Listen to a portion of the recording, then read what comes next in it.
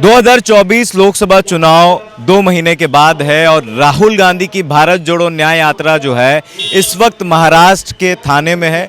कुछ ही देर में राहुल गांधी जो है यहाँ पर पहुँचेंगे। फिलहाल जो है मुंबई में है, मुंबई कहें महाराष्ट्र के थाने में है।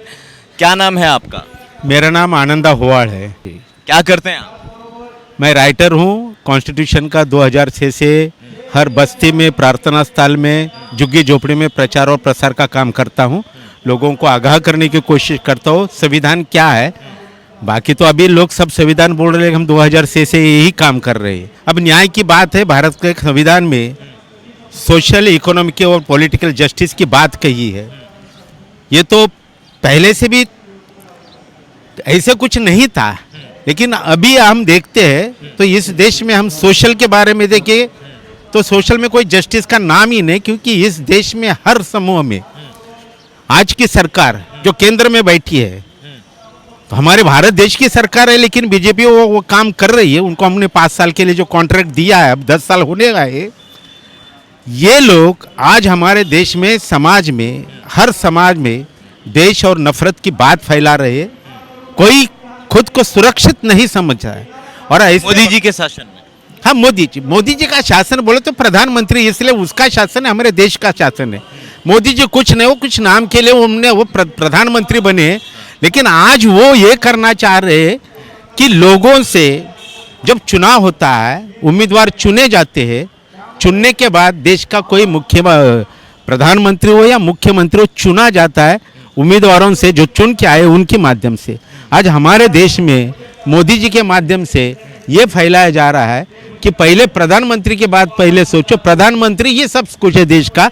यानी तानाशाह की जो बात चल रही है ना, इसके खिलाफ राहुल गांधी जी आवाज़ कर रहे हैं और तानाशाही के खिलाफ, क्योंकि डॉक्टर बाबा साहब अम्बेडकर ने संविधान सभा में बताया गया था कि अगर देश में धर्म की बात बढ़ेगी तो तानाशाही होने वाली, और 10 साल में धर्म की बात हद से ज़्यादा बढ़ चुकी है।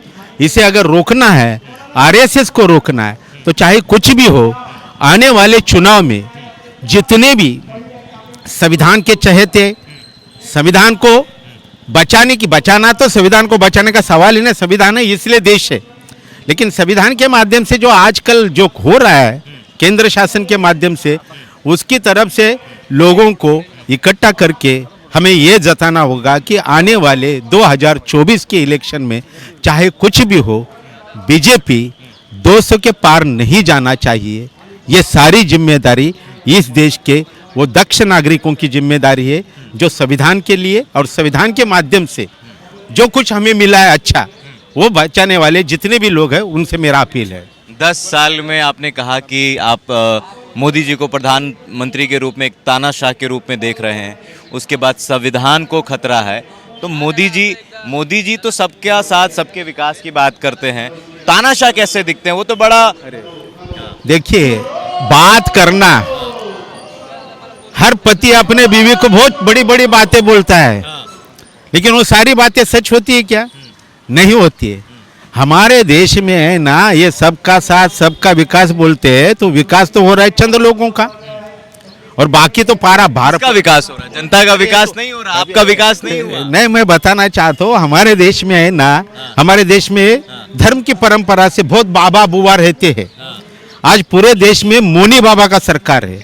मोनी बाबा में क्या मतलब होता है? मोनी का मतलब है कि राज करने वाला मोदी, और अर्थ सत्ता में जो काम करने वाले अदानी और अंबानी, तो नींव उन लोगों का दोनों का आगे, और मोदी का मुंह पहला है। मोनी बाबा का राज चल रहा है, और मोनी बाबा की तरफ दाढ़ी बढ़ाने वाले मोनी बाबा की तरफ पूरा भारत देश को लगता है कि यही बाबा हमारे देश को संभालेगा।